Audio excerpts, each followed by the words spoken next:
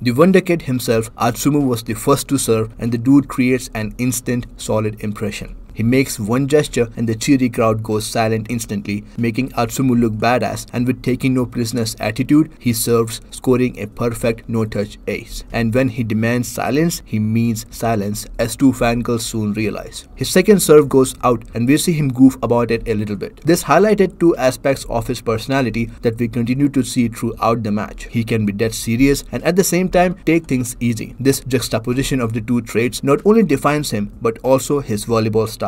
Then following Asahi's serve, the ball comes to Hinata and he really puts his all in the jump after getting inspired from watching Hoshiumi acing his match. Hinata was so into it that my man totally forgot to do one thing he loved: spiking. The ball fell right in front of him and people couldn't believe what happened. This bit was so hilarious. But it had an important purpose to serve as well. It introduced Hinata to the other side and made them cautious against him, especially Atsumu. The only person who was on Atsumu's radar at that point was Kageyama, but this goof up by Hinata inadvertently brought him in Atsumu's attention as well. What was interesting to me is that he didn't make fun of Hinata or look down on him, but instead drew caution. I guess this is what makes Atsumu a beast of a player. I also liked Kageyama's reaction to this. Sure, he scolded Hinata up front, but when he turned back, we actually see him let out a little smile at the prospect of Hinata actually improving his jump and maybe getting fired up after watching Hoshiumi. Both Atsumu and Kageyama took this little mistake by Hinata as something other than just a mistake. I guess great minds do think alike.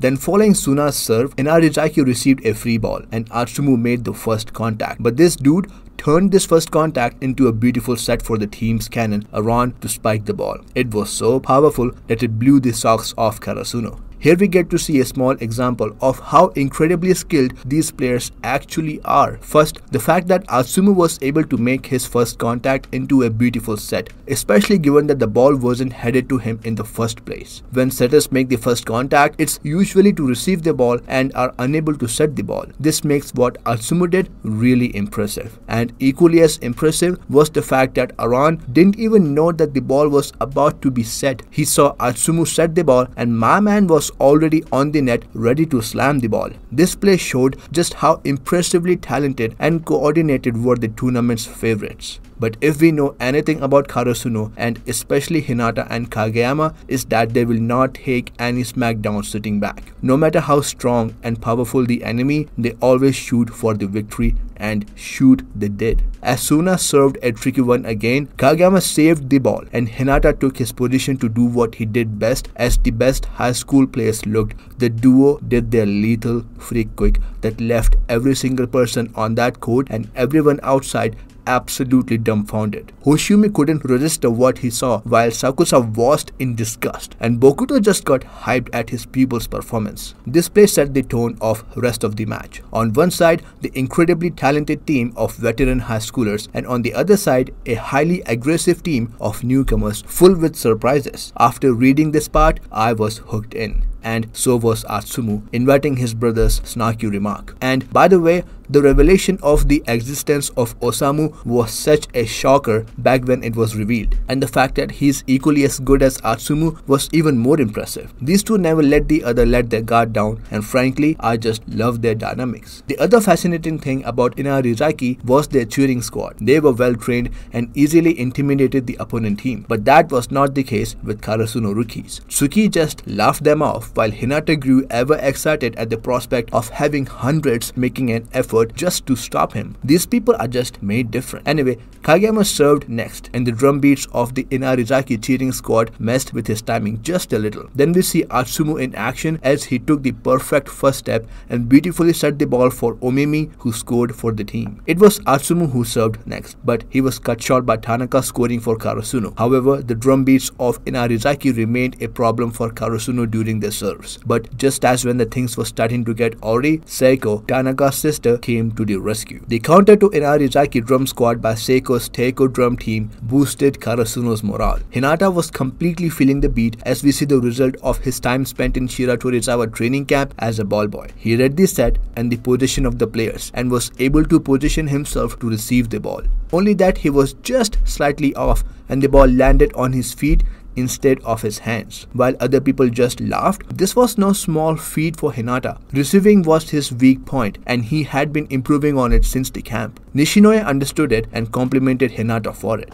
However, despite of the high morale that Saiko brought along with her, the things were just getting started. Turns out that Atsumu had the skill set to do both, the jump floater and the jumper serves. And as one can imagine, this ability would make life quite hard for the guys on the other side. However, thanks to coach Ukai, Karasuno had a method to determine what serve was headed their way when Atsumu was serving. If he took 4 steps, it was going to be a floater, and a spike serve if he took 6. Atsumu took 4 steps, and so Karasuno knew it was going to be a floater. Knowing this did not make it any easier for them though, as the ball was instantly in front of Nishinoya and went outside after touching his fingers. Atsumu was a beast. It did not matter if Karasuno had deciphered the trick, they still had to face the raw end of the deal. Atsumu served again, and this time Nishinoya was able to receive the ball, however it was a bit off. He passed it to Asahi, who was able to spike it but was caught by the libero of Inarizaki. Then came a movement no one had expected. As the ball went high, Atsumu got in the position, and with the clear sight and technique, he along with his brother were able to do something that would shake Karasuno to its very core. A free quick. Karasuno's entire offense is based on Hinata and Kageyama synchronizing and the ability of Hinata to act as a decoy that would enable others to attack. The famous free quick plays a big part in all of this. If it is compromised, Karasuno had to always run for the ropes. This was the first time some team had figured out how to do the attack themselves. What makes it even more dangerous is the fact that Inarizaki is not just a good team, they are literal monsters of high school volleyball scene, one of the best if not the best. The fact that they figured out how to perform this attack was very dreadful for Karasuno. Add to this the fact that they were able to block Karasuno's free quick was like the entire attacking structure of Karasuno falling to rubbles. Was Karasuno going to become a prey of their own attack? Moreover, was Hinata going to lose his confidence over this? Free quick was one attack he could call his own, provided he is with Kageyama, and one thing that kept him on the court. Having that taken away from him would make him severely disheartened. Most people would think this way, and I did too. But this is Hinata we are talking about. This dude was out there to be second to none and had already figured out that one day he had to be able to do everything in order to keep playing volleyball and be the best. Fuki Hibarida had something very interesting to say about this. He believed that the fact that Atsumu was able to deliver the set that enabled his spiker to do the free quick was the living proof to Hinata that there are setters out there who have the ability to give him the ball how he wanted it and at the speed that he can reach. That meant that his free quick was not doomed to be unique. The very next panel we saw Hinata not disheartened at all. He was a mixture of confused, angry and focused. And we see that in the very next play as he was able to spike a great shot that only slightly touched the fingers of the blockers who had umbrellaed him, that resulted in a score for Karasuno. Atsumu and Hoshiumi were impressed, or something similar I'm sure. In other words, things weren't as doom and gloom as people including us readers would have expected when the Miya twins did their free quick. Hinata was still Hinata, Kageyama was still the stone cold killer, and Tsukishima was, well,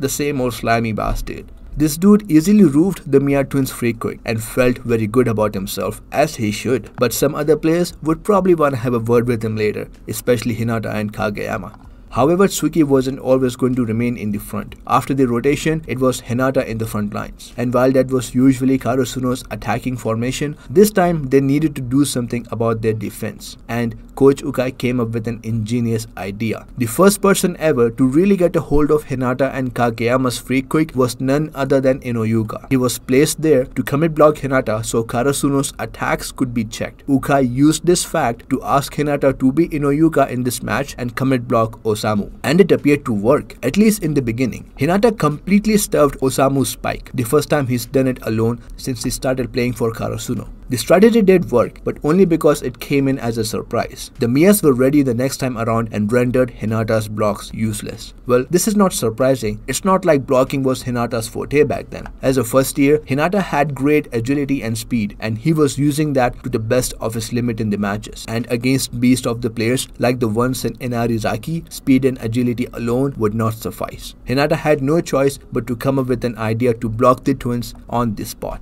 and came up with an idea he did. After he heard that Osamu wasn't scared of him as a blocker, he began to think about the single blockers that scared him. After going through all of the tough blockers that Hinata had to face while at Karasuno, he landed at one and decided to replicate him. As Osamu took off to spike the ball, Hinata flew and blocked his passageway for a cross and made Osamu take a straight where he was greeted by Nishinoya. Then Karasuno did the synchro attack and Daichi landed a spike, bringing the score to 20 all. Of course, the blocker Hinata thought of was Isai Matsukawa of Aoba Josai. Back in the day, he was able to successfully defend by making Hinata take a different approach, something Hinata remembered and successfully applied in his own match. What I loved about this particular scene was the paneling and how it's shown that Hinata went through all of the blockers and figured out the best one to replicate as Kageyama was spiking. Throughout his thought process, we see bits and pieces of the play going on when Hinata suddenly gets an epiphany. Nice paneling by Furudate. A couple of things that I liked about Hinata's gameplay as the match went on was how he has measurably improved little by little and is very aware about it. For example, after a powerful spike by Aran and a burst received by Tanaka, Hinata was able to make a good emergency set for Asahi. Sure, it might have been a complete fluke as Kageyama would like to think,